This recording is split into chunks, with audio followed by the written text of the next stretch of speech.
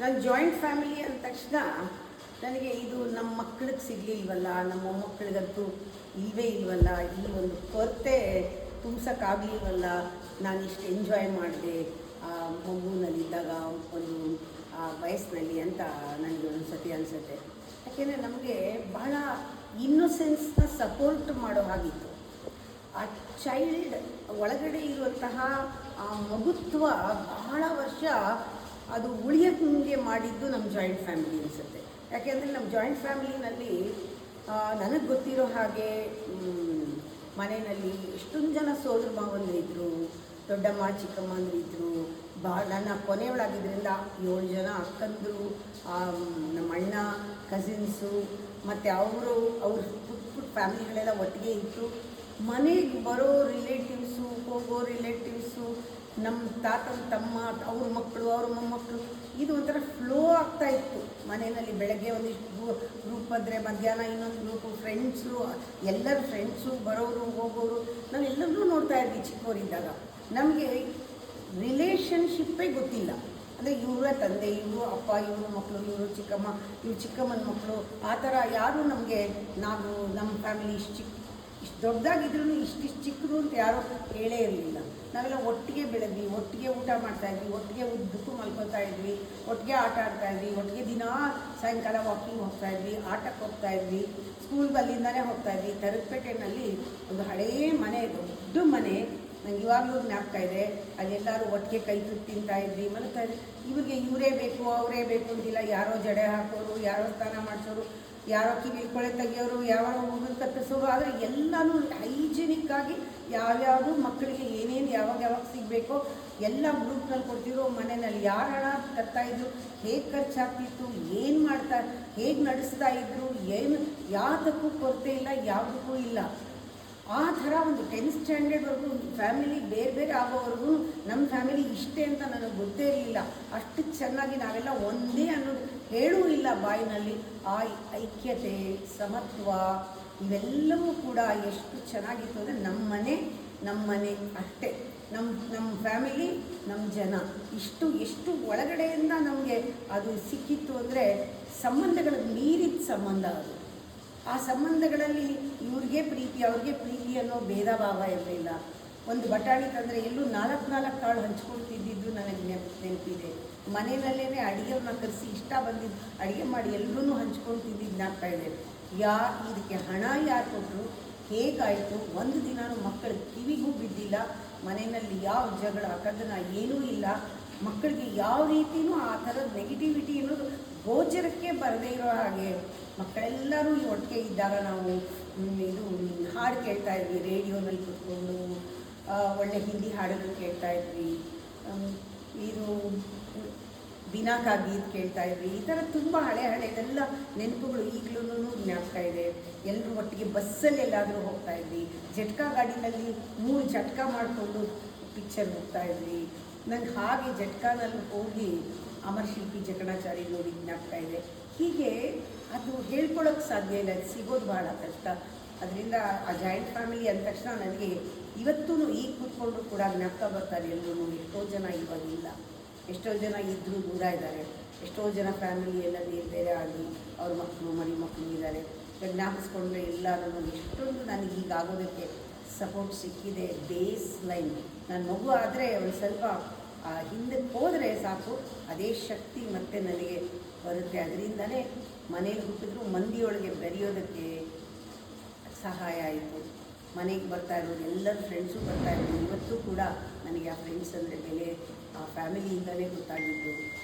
ಸಂಬಂಧಕ್ಕಿಂತ ಸ್ನೇಹಿತರು ಜಾಸ್ತಿ ಆದರು. ಅದರಿಂದ ಇವಾಗ ವರ್ಲ್ಡ್ ಫ್ಯಾಮಿಲಿನಲ್ಲಿದ್ದೀನಿ. ಈ ವರ್ಲ್ಡ್ ಫ್ಯಾಮಿಲಿನಲ್ಲಿ ನಾನು ಮೆಂಬರ್ ಆಗಿರೋದಕ್ಕೆ ಕಾರಣ ನನ್ನ ಜಾಯಿಂಟ್ ಫ್ಯಾಮಿಲಿ.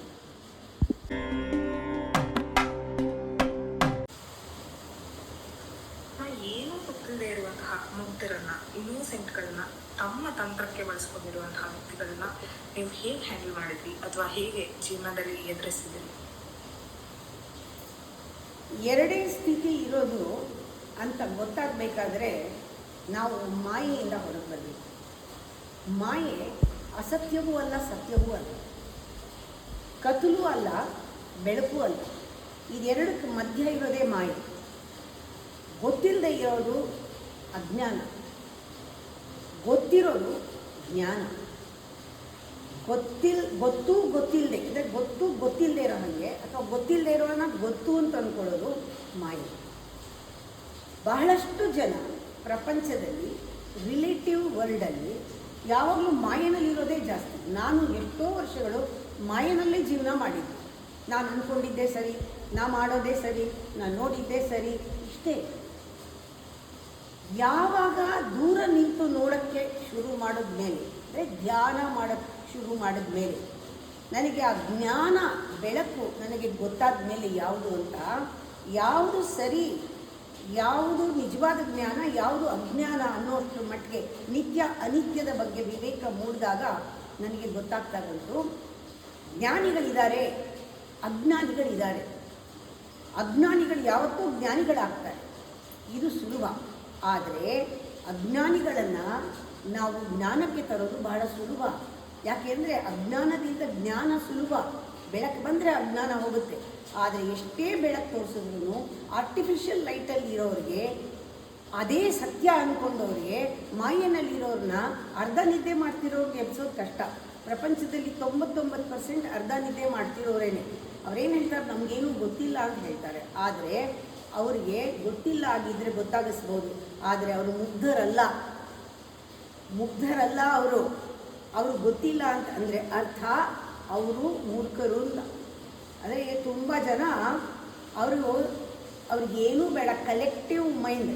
ಎಲ್ಲರೂ ಏನು ಹೇಳ್ತಾರೆ ಅದೇ ನಂದು, ಎಲ್ಲರೂ ಏನು ಮಾಡ್ತಾರೆ ಅದೇ ಮಾಡ್ತೀನಿ, ಎಲ್ಲರೂ ಹೇಗಿದ್ದಾರೆ ನಾನು ಹಾಗಿರ್ತೀನಿ, ಪ್ರಪಂಚ ಎಲ್ಲ ಹಾಗಿದೆ ನಾನು ಹಾಗಿದ್ದೀನಿ, ಪ್ರಪಂಚದಲ್ಲಿ ಏನಾದರೂ ಬದಲಾಗಿದ್ರೆ ನಾನು ಅದ್ರ ಜೊತೆಗೆ ಬದಲಾಗ್ತೀನಿ. ಇದನ್ನು ಫ್ಲೋ ಅಂದ್ಕೊಂಡಿದ್ದಾರೆ. ಇದು ಫ್ಲೋ ಅಲ್ಲ, ಇದು ಸ್ಟ್ಯಾಗ್ನೆನ್ಸಿ. ಇದರಲ್ಲಿ ಅವರು ಬೆಳೆಯಲ್ಲ. ಕಂಫರ್ಟಬಲ್ ಆಗಿ ಎಲ್ಲರ ಜೊತೆ ಎಲ್ಲ ಥರ ಹಾಗೆ ಇರ್ತಾರೆ ಅವರು. ಆ ಥರ ಇರುವಾಗ ಒಂದು ಗುಂಪಿನ ಪರಿಣಾಮದಿಂದ ಎಷ್ಟೋ ಜನನ ಪರಿವರ್ತನೆ ಮಾಡೋಕ್ಕಾಗಲಿಲ್ಲ. ಅಜ್ಞಾನದಲ್ಲಿರೋರು ಪರಿವರ್ತನೆ ಆಗಿಬಿಟ್ರು. ಮೇ ಬಿ 100ಕ್ಕೆ 5 ಜನ ಗುಡ್. ಆದರೆ 99 ಜನ ಯಾರು ಮಾಯೆನಲ್ಲಿದ್ದಾರೋ ಅವ್ರನ್ನ ಇವತ್ತೂ ಪರಿವರ್ತನೆ ಮಾಡಿ ಯಾರ ಕೈಲೂ ಆಗೋದಿಲ್ಲ. ಅವರು ಮಾಯೆನಲ್ಲೇ ಇರೋದು. ಅವರು ಮುಗ್ಧರಲ್ಲ, ಅವರು ತಪ್ಪು ತಿಳ್ಕೊಂಡವರು, ಅವರು ಮಿಸ್ಇಂಟರ್ಪ್ರಿಟ್ ಮಾಡೋರು, ಅವ್ರು ಯಾರಾದರೂ ಹಿಂಗೆ ಹೇಳಿದ್ರೆ ಹಂಗೆ ಕೇಳೋರು. ಅದಕ್ಕೆ ಯಾರಿಗೆ ಮೂಲಕನೂ ನಂಬಿರ್ತಾರೆ, ಇನ್ಯಾರ್ದೋ ಮೂಲಕ ನಂಬಿಕೆ ಬಿಟ್ಟವರು. ಯಾರೋ ನಂಬ್ಕೊಂಡೆಲ್ಲ ನನ್ನ ಹತ್ರ ಬರ್ತಾರೆ, ಇನ್ನೊಬ್ರು ಏನೋ ನನ್ನ ಮೇಲೆ ಹೇಳ್ತಾರೆ ಅಂತ ಅವರು ನಂಬ್ಕೊಂಡು ಹೊರಟೋಗ್ತಾರೆ. ಈ ಥರ ಫ್ಲೋ ಬಂದು ಹೋಗುವ ಅಲೆಗಳು ಆಶ್ರಮಕ್ಕೆ ಬೇಕಾದಷ್ಟು ಜನ ಇದ್ದಾರೆ. ಬಂದರು, ಇದ್ದರು, ಕಲ್ತಿದ್ದೀನಿ ಅಂದ್ಕೊಂಡ್ರು, ಆಮೇಲೆಲ್ಲ ಕಲ್ತಿಲ್ಲ ಏನು ಅಂತಂದರು, ಎಲ್ಲ ಮರೆತರು, ಹೋದರು. ಅದಕ್ಕೆ ಹೇಳೋದು, ಮುಗ್ಧರು ಯಾರು ಅಲ್ಲ, ಅವ್ರನ್ನ ಪರಿವರ್ತನೆ ಮಾಡೋಕ್ಕೆ ನೋಡಲಿಲ್ಲ ಯಾರೂ. ಪರಿವರ್ತನೆ ಮಾಡಬೇಕಾದ್ರೆ ಒಂದು ಕಮಿಟ್ಮೆಂಟ್ ಬೇಕು, ಅದಕ್ಕೆ ಒಂದು ರೀತಿಯ ಮನಸ್ಥಿತಿ ಬೇಕು, ಮನೋಧರ್ಮ ಬೇಕು. ಅದಕ್ಕೆ ನಾನು ಯಾವಾಗಲೂ ಹೇಳೋದು, ಟೀಚರ್ ಆಗಬೇಕಾದ್ರೆ ನಾನು ಕಾಯ್ತಾ ಇದ್ದೆ, ಯಾರಾದರೂ ಒಬ್ಬರು ದೂರ ನಿಂತು ನೋಡ್ತಾರಾ, ಸತ್ಯನ ನೋಡ್ತಾರಾ, ಇಬ್ಬರೂ ಈ ಒಂದು ಜ್ಞಾನದಲ್ಲಿರೋಣ ಅಜ್ಞಾನದಲ್ಲಿರೋಣ ನೋಡುವಂತಹ ಕಣ್ಣು ತೆರೆಯುತ್ತಾ, ಅವರು ಮುಗ್ಧರು ಯಾರು ಅಂತ, ಮೂರ್ಖರು ಯಾರು ಅಂತ ಗಮನಿಸಕ್ಕೆ ಬರುತ್ತಾ, ಅಂಥವ್ರಿಗೆ ಈ ಜ್ಞಾನ ಕೊಡಬೇಕು ಅಂತ ಟೀಚರ್ಸ್ ಮಾಡೋದು, ಟ್ರೈನಿಂಗ್ ಮಾಡೋದು, ಗುಂಪಿನಲ್ಲಿ 1000 ಜನ ಟೀಚರ್ಸ್ನ ಮಾಡೋದು. ನಾವು ಕೂಡ ಬಹಳಷ್ಟು ಜನ ಟೀಚರ್ಸ್ ಟ್ರೈನಿಂಗ್ ತೊಗೊಂಡ್ವಿ. ಅದರಲ್ಲಿ ಆರಿಸಿದ ಹಾಗೆ ಕೆಲವರು ಅವರವರೇ ಬೆಳೆದರು, ಕೊಟ್ಟ ಜ್ಞಾನದಲ್ಲಿ ಅರಿವಲ್ಲಿ ಬೆಳೆದವರು ಇವತ್ತು 10 ಜನಕ್ಕೆ ಜೆನ್ಯೂನ್ ಆಗಿ ಇವತ್ತು ಪಾಠ ಮಾಡ್ತಿರೋದು ನೋಡ್ತಾ ಇದ್ದೀನಿ, ಜೆನ್ಯೂನ್ ಆಗಿರೋದು ನೋಡ್ತಾ ಇದ್ದೀನಿ. ತುಂಬ ಖುಷಿಯಾಗುತ್ತೆ. ಅವ್ರಿಗೆ ನಾನು ಧ್ಯಾನದಲ್ಲೂ ಸಪೋರ್ಟ್ ಮಾಡ್ತೀನಿ. ನಾನು ಮಾಡ್ತಾ ಇರೋ ಕೆಲಸ ಅವ್ರು ಮಾಡ್ತಾಯಿದ್ದಾರೆ, ಅವ್ರು ಮಾಡ್ತಾ ಇರೋ ಕೆಲಸ ನಾನು ಮಾಡ್ತಿದ್ದೀನಿ. ನಮ್ಮದೆಲ್ಲ ಒಂದು ಒಳ್ಳೆ ಕೆಲಸ ಆಗ್ತಾ ಇದೆ ಅನ್ನೋದು ನಂಬಿಕೆ ಬಂದಾಗ ಬಹಳಷ್ಟು ಶಕ್ತಿ ಬರುತ್ತೆ ನನಗೆ. ಅದೇ ರೀತಿ ಸುಮ್ಮನೆ ಯಾರೋ ಏನೋ ಇನ್ಸೇಷನ್ ಇಲ್ಲ, ಒಂದು ಪ್ರಾಕ್ಟೀಸ್ ಇಲ್ಲ, ಒಂದು ಅನುಭವ ಇಲ್ಲ, ಅವ್ರು ಹೇಳಿದ್ದು ಇವ್ರು ಹೇಳಿದ್ದು ಕೇಳಿಕೊಂಡು ಜೀವನದಲ್ಲಿ ನಾನು ಮಾಡ್ತೀನಿ, ನಾನು ಕೋಚ್ ಆಗ್ತೀನಿ ಇಂಥ ಜೀವನೋಪಾಯಕ್ಕೆ ಇದನ್ನೆಲ್ಲ ಉಪಯೋಗಿಸ್ಕೊಂಡು ತಮ್ಮ ಜೀವನನೇ ನೆಟ್ಟಗೆ ಮಾಡ್ಕೊಳ್ಳದೆ ಈ ಕೆಲಸ ಎಲ್ಲ ಮಾಡ್ತಾ ಇರೋದು ಸ್ಪಿರಿಚುಯಾಲಿಟಿನಲ್ಲಿ. ಐ ಡೋಂಟ್ ಥಿಂಕ್ ಅಂಥ ಪರಿಣಾಮ, ಅಂತಹ ಟ್ರಾನ್ಸ್ಫರ್ಮೇಷನ್, ಎವಲ್ಯೂಷನ್ ಅಂಥವಿಂದ ಆಗುತ್ತೆ ಅಂತ ಅನಿಸಲ್ಲ. ಏನೋ ಸ್ಮಾಲ್ changes ಬರ್ಬೋದು, but that change is not a change for me because it does not take them to change, unchange, a changeless dimension.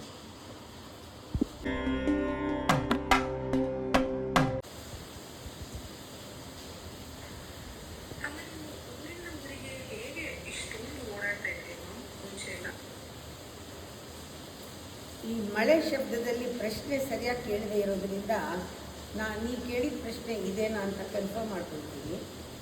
ಹೇಗೆ ಒಂದೂರಿಂದ ಒಂದೂರಿಗೆ ನಾನು ಪ್ರಯಾಣ ಮಾಡ್ತಾ ಇದ್ದೆ, ಒಂದು ಮನೆಯಿಂದ ಇನ್ನೊಂದು ಮನೆಗೆ ಹೋಗಿ ನಾನು ಈ ಕ್ಲಾಸುಗಳು ಮಾಡೋದು, ಈ ಯೋಗ ಹೇಳ್ಕೊಡೋದು, ಇದೆಲ್ಲ ಹೇಗೆ ಮಾಡಿದೆ ಅನ್ನೋದು ಏನು ಪ್ರಶ್ನೆ ಅಂತ ಅಂದ್ಕೊಳ್ತೀನಿ. ನನಗೆ ಪ್ರಯಾಣ ಇಲ್ಲಿಂದ ತುಮಕೂರು, ಇಲ್ಲಿಂದ ಅರಸೀಕೆರೆ ಅಥವಾ ತುರುವೇಕೆರೆಯಿಂದ ಹುಳಿಯಾರು, ಈ ಥರ ಈ ಊರುಗಳಿಗೆಲ್ಲ ಸಣ್ಣ ಸಣ್ಣ ಊರುಗಳಿಗೆಲ್ಲ ಹೋಗಬೇಕಾದ್ರೆ ಪ್ರಯಾಣ ತಲೆಗೆ ಬರಲೇ ಇಲ್ಲ. ನನ್ನ ಗುರಿ ಇಲ್ಲಿಂದ ಅಲ್ಲಿಗೆ ಹೋಗಬೇಕಷ್ಟೆ. ಹೇಗೆ ಹೋಗ್ತೀನಿ, ಯಾರು ಕರ್ಕೊಂಡು ಹೋಗ್ತಾರೆ, ಹೇಗೆ ಹೋಗಬೇಕು, ಈ ಪ್ಲ್ಯಾನ್ ಯಾವತ್ತೂ ನಾನು ಇವತ್ತಿವರೆಗೂ ಮಾಡಿಲ್ಲ.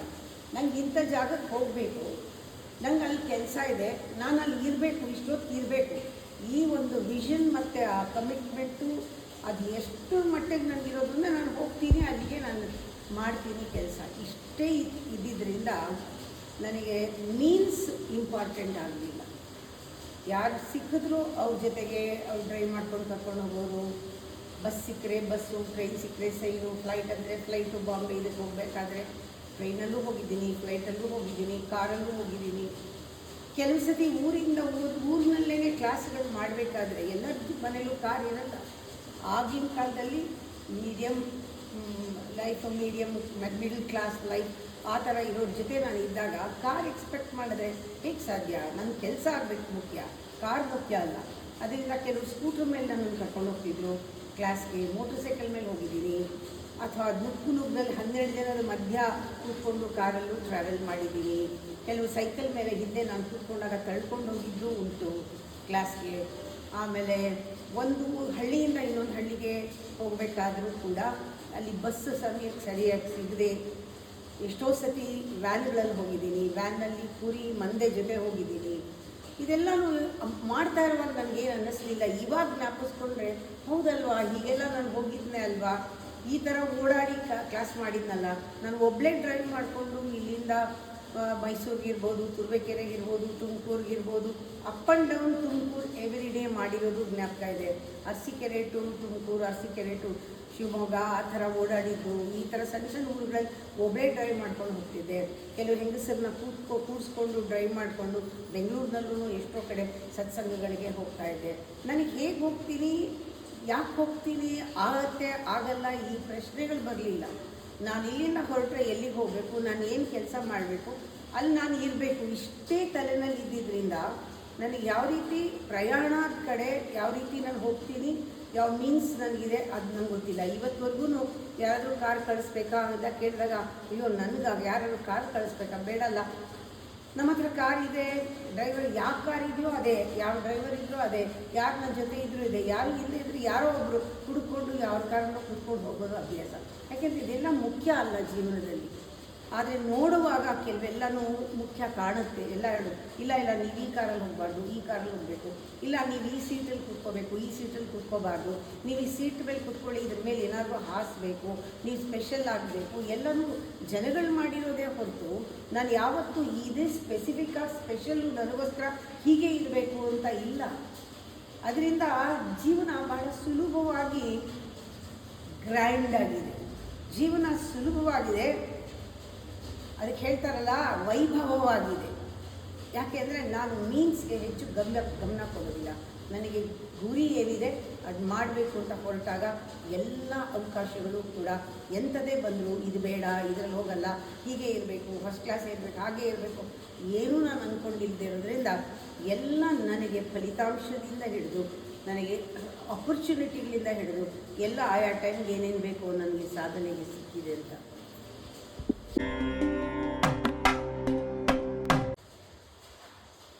ಮತ್ತು ಧರ್ಮದ ನಿರ್ವಹಣೆಯನ್ನು ಮಾಡಬೇಕಾದವರು, ಅದನ್ನು ಯಥಾಸ್ಥಿತಿಯಲ್ಲಿ ಇಡಬೇಕಾದವರು ಅದನ್ನು ಅನರ್ಥ ಮಾಡ್ಕೊಂಡು ಮಾಡಿದಾಗ ಅದನ್ನು ಹೇಗೆ ತಗೊಂಡ್ರೆ?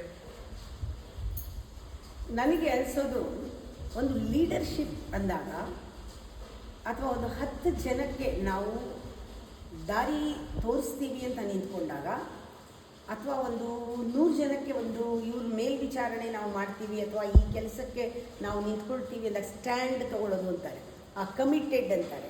ಆ ಥರ ತೊಗೊಂಡಾಗ ಇಮ್ಮಿಡಿಯೇಟಾಗಿ ನಮಗೆ ಬರಬೇಕಾಗಿರೋದು ನಾನು ಇವ್ರನ್ನೆಲ್ಲ ಆಳ್ತೀನಿ ಅಥವಾ ನಾನು ಇವ್ರನ್ನೆಲ್ಲ ನೋಡ್ಕೊಳ್ತೀನಿ ಅನ್ನೋಕ್ಕಿಂತ ನಾನು ಧರ್ಮಕ್ಕೆ ನಿಂತಿದ್ದೀನಿ ಅಂತ ಬರಬೇಕು. ಯಾವುದೇ leadership works when there is inner discipline called dharma. Inner discipline ಇದ್ದವ್ರಿಗೇ ನಿಂತ್ಕೊಳ್ಳೋಕ್ಕಾಗೋದು, ಹೇಳೋಕ್ಕಾಗೋದು, ನಡ್ಸೋಕ್ಕಾಗೋದು, ಮಾಡೋಕ್ಕಾಗೋದು. ಅದರಿಂದ ನಾನು ಯಾರಿಗಾರು ಜವಾಬ್ದಾರಿ, ಯಾರಿಗಾರು ನೀವು ಈ ಕೆಲಸ ಮಾಡಿ ಅಂದರೆ ನಾನು ಅವ್ರನ್ನ ಆ ಕೆಲಸಕ್ಕೆ, ಧರ್ಮದಲ್ಲಿ ಆ ಕೆಲಸ ಆಗಲಿ ಅಂತಲೇ ನೋಡೋದು.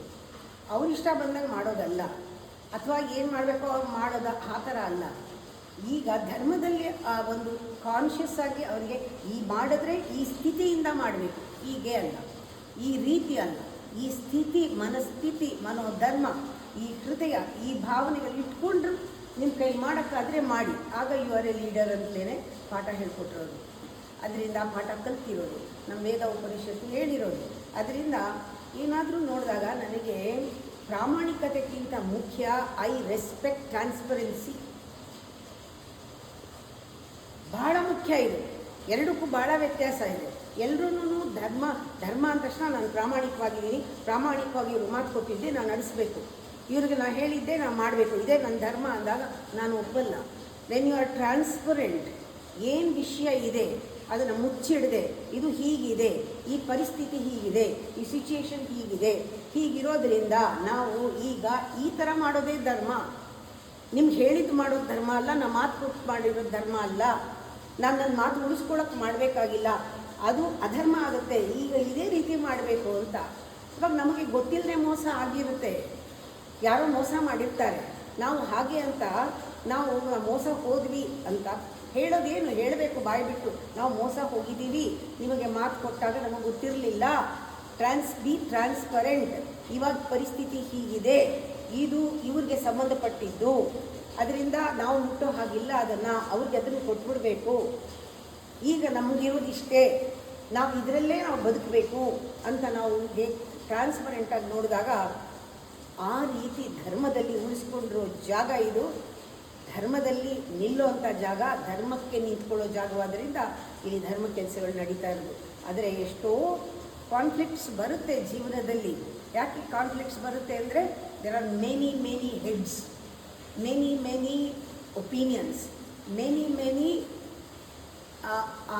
ಲಾಯಲ್ಟಿ, ಲಾಯಲ್ಟಿ, ಅವರವರ ಪ್ರಾಮಾಣಿಕತೆ, ಅವರವರ ಆದರ್ಶ ಎಲ್ಲವೂ ಸುಳ್ಳು. ಇವ್ರ ಆದರ್ಶ ಬೇರೆ, ಅವರ ಆದರ್ಶ ಬೇರೆ, ಇವ್ರ ಪ್ರಾಮಾಣಿಕತೆ ಬೇರೆ, ಇವ್ರ ಪ್ರಾಮಾಣಿಕತೆ ಬೇರೆ. 10 ಜನ 10 ಪ್ರಾಮಾಣಿಕರು ಬಂದು ನಿಂತ್ಕೊಂಡ್ರು ಕೂಡ ಆ ಪ್ರಾಮಾಣಿಕತೆ ಅವ್ರಿಗೆ ಸಂಬಂಧಪಟ್ಟಿದ್ದೇ ಹೊರತು ಅದು ನಿಜವಾದ ಒಂದು ಟ್ರಸ್ಟ್ ಅದರಿಂದ ಹುಟ್ಟಕ್ಕೆ ಸಾಧ್ಯ ಇಲ್ಲ. What is trust? Transparency is trust.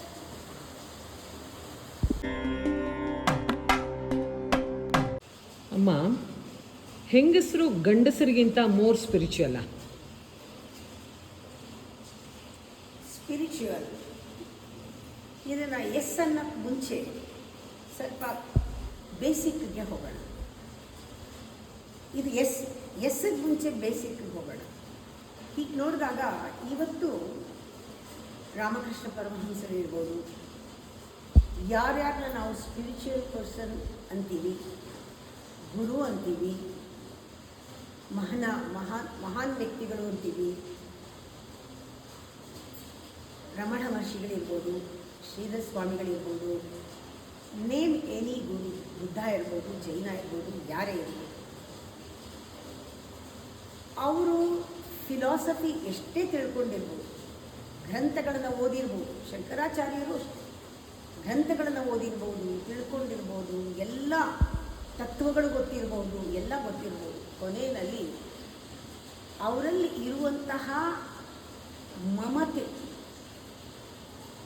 ಅವರಲ್ಲಿರುವಂತಹ ಕರುಣೆ, ಅವರಲ್ಲಿರುವಂತಹ ದಯೆ, ಅವರಲ್ಲಿ ಇರುವಂತಹ ಓಶಾನಿಕ್ ಎಮೋಷನ್ಸ್ ಯಾರು ಮುಟ್ಟಿಲ್ಲ ಅವರು ಪರಿಪೂರ್ಣರಾಗಿಲ್ಲ. ಇವರೆಲ್ಲರೂ ಕೂಡ ಹೃತ್ಪೂರ್ವಕವಾಗಿ ಪರಿಪೂರ್ಣರು. ಯಾಕೆಂದರೆ ಅವರಲ್ಲಿ ಅಷ್ಟೊಂದು ಕರುಣೆ ದಯೆ ಇತ್ತು. ಅಂದರೆ ಅವರು ತಮ್ಮಲ್ಲಿ ಆ ಫಿಮೇಲ್ ಎನರ್ಜಿ, ಮೇಲ್ ಎನರ್ಜಿ ಎರಡೂ ಅವರಲ್ಲಿ ಸಮಾಗಮ ಆಗುತ್ತೆ, ಶಿವಶಕ್ತಿಯ ಸಮಾಗಮ ಆಗುತ್ತೆ.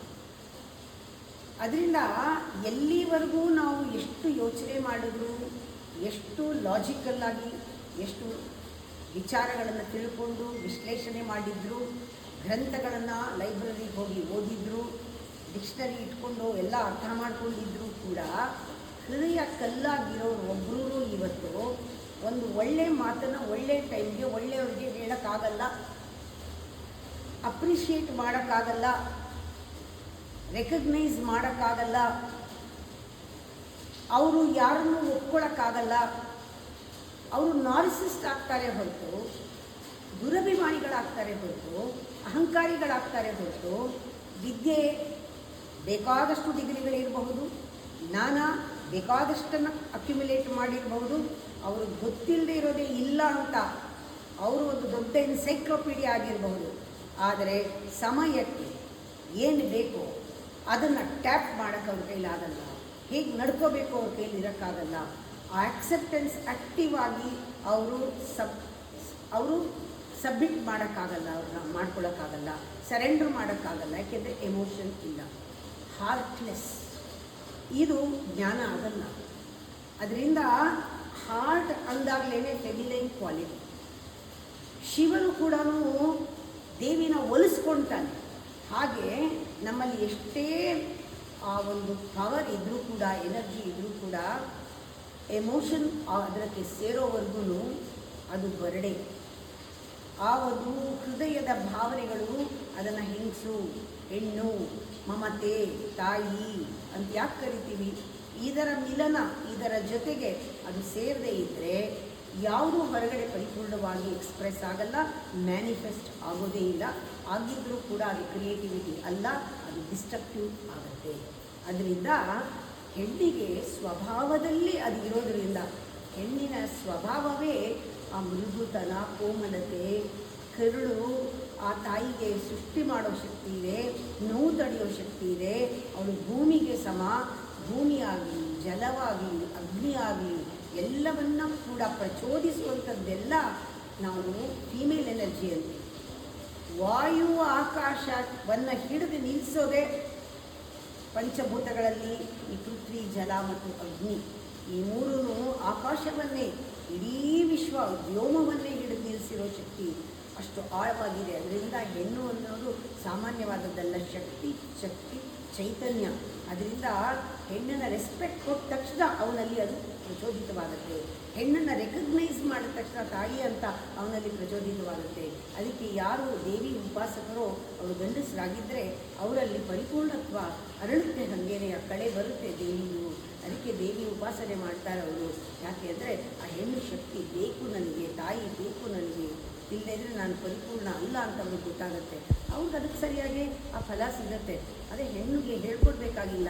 ಭಕ್ತಿ, ಶ್ರದ್ಧೆ, ದಯೆ, ಸೇವೆ ಎಲ್ಲ ಆಟೋಮೆಟಿಕ್ಕಾಗಿ ಅವಳ ನೇಚರ್ನಲ್ಲಿ ಇರೋದ್ರಿಂದ ಅವಳು ಬೇಗ ಸ್ಪಿರಿಚುವಲ್ ಆಗ್ತಾಳೆ. She is born spiritual. ಅವಳು ಪ್ರಚೋದಿಸಿ ಬೇರೆಯವರಲ್ಲೂ ಕೂಡ ಅವಳ ಶಕ್ತಿಯನ್ನು ಎದುರಿಸಿದಾಗ ಗಂಡಸು ಕೂಡ ಸ್ಪಿರಿಚುವಲ್ ಆಗ್ತಾನೆ. ಅವನಲ್ಲೂ ಕೂಡ ಶಕ್ತಿಯನ್ನು ಎದುರಿಸೋದೇ ಸೇರಿ.